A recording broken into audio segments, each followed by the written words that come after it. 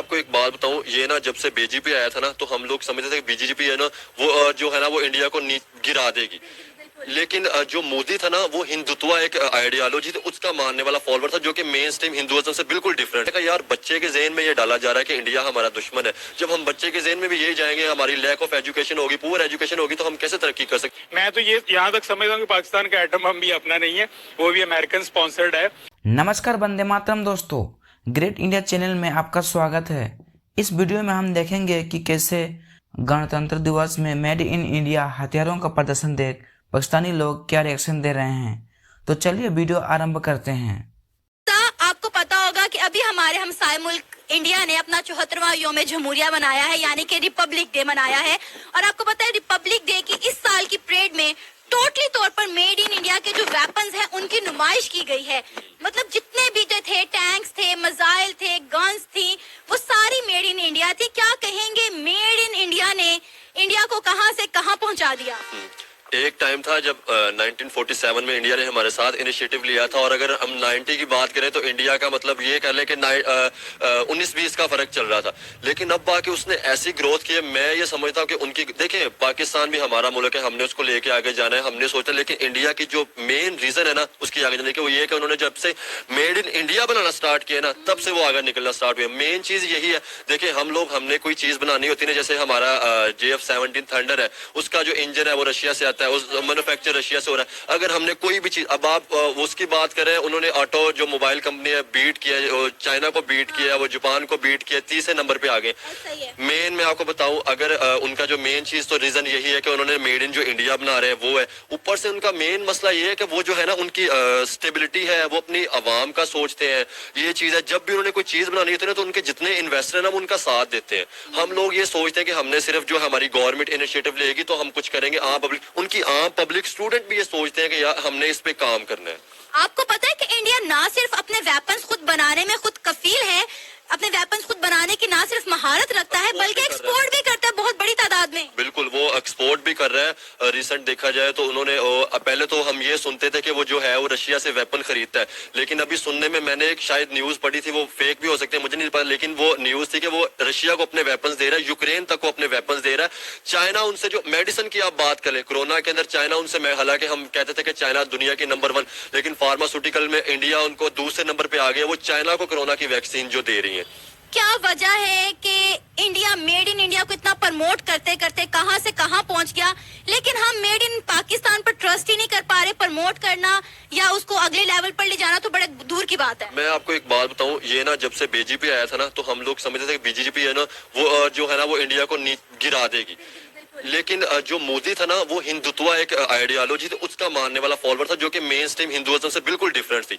तो उसने सिर्फ उस टाइम उसने फिर इंडिया का सोचा, क्योंकि आप देखें उसके मतलब जो है वो ना तो उसकी जो है वो उसकी औलाद है, तो वो मेन चीज जो है ना वो अपनी ना तो उसने पैसा जोड़ना शुरू किया, जैसे हमारे सियासतदान करते हैं, कोई भी वो पैसा उठा के, या उनका ये फोकस होता है कि हमने पैसा उठा के बाहर जाना। बीजेपी ने ये किया था, अमित शाह ने, क्योंकि इसके दो तरह के लोग थे ना, LK अडवाणी था और वाजपेयी था, वो थे थोड़े से पाकिस्तान के साथ भी थे। लेकिन जब से मोदी आया था ना, ये पाकिस्तान के, मैं ये हम लोग ये कहते हैं कि ये बीजेपी है जो पाकिस्तान के खिलाफ है, लेकिन मुझे नहीं लगता ये पाकिस्तान, हाँ वो हिंदुत्व मतलब आइडियोलॉजी का जरूर मानने वाले, लेकिन वो अभी भी है ना, उन्होंने उन्होंने फोकस ये किया था मोदी ने कि हम मेड इन इंडिया बनाएंगे। क्योंकि जब तक वो इंपोर्ट कर रहे थे ना तब तक उनकी कामयाबी का राज थे। जब उन्होंने मेड इन इंडिया बनाना शुरू किया ना, मेन का यही रीजन हुआ कि बीजेपी ने सिर्फ फोकस ये किया, उन्होंने इंडस्ट्रियां लगा के उन्होंने काम इंडिया के अंदर शुरू करना चाहिए, और उन्होंने लेबल मेड इन इंडिया का किया।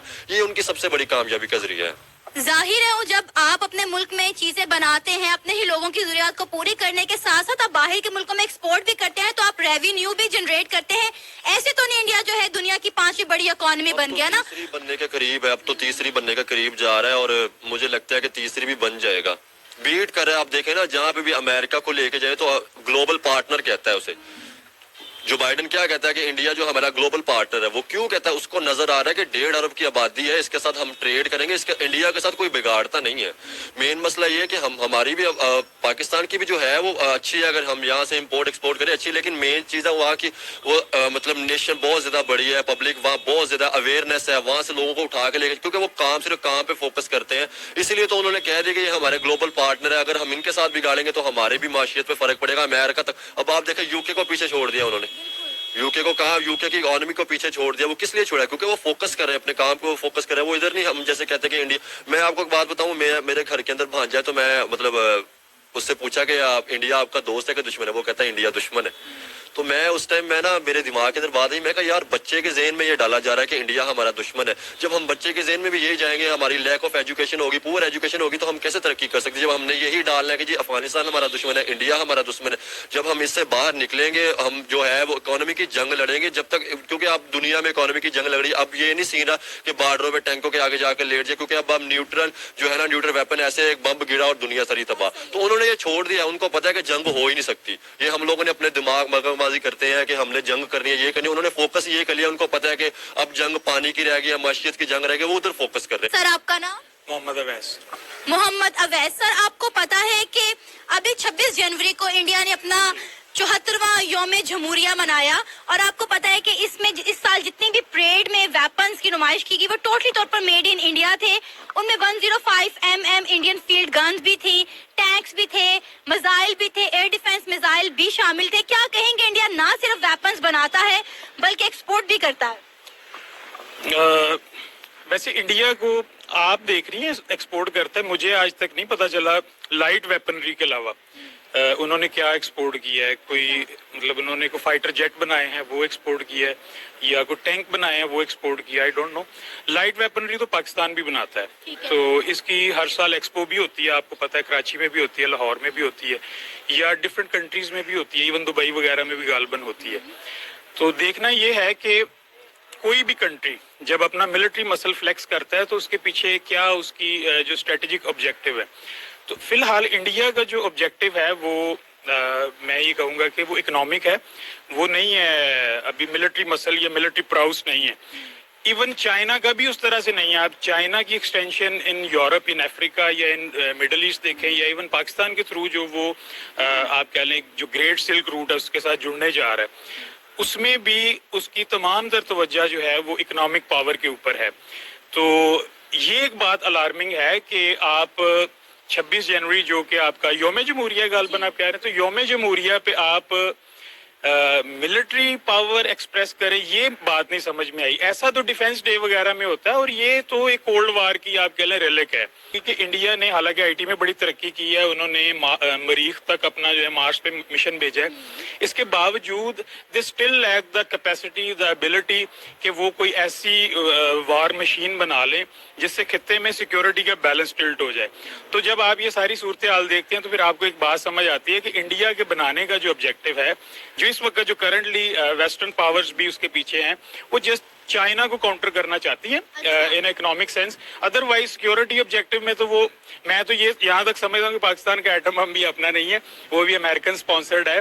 वो हमें उस खिदमत के एवज मिला जो जिया ने ड्यूरिंग आप कह लें रशिया की जो प्रेजेंस थी अफगान में, उसके एवज जो हमें दिया गया या एक चश्मपोशी की गई। तो ये एटर्नली लॉक रहेंगे दोनों कंट्रीज। अगर थोड़ा बहुत लाइट वेपनरी वो बेच भी रहा है अफ्रीकन कंट्रीज में या अपने नेबरिंग कंट्रीज में, फार ईस्ट एशिया में, तो इट हार्डली मैटर्स। ये कोई ऐसा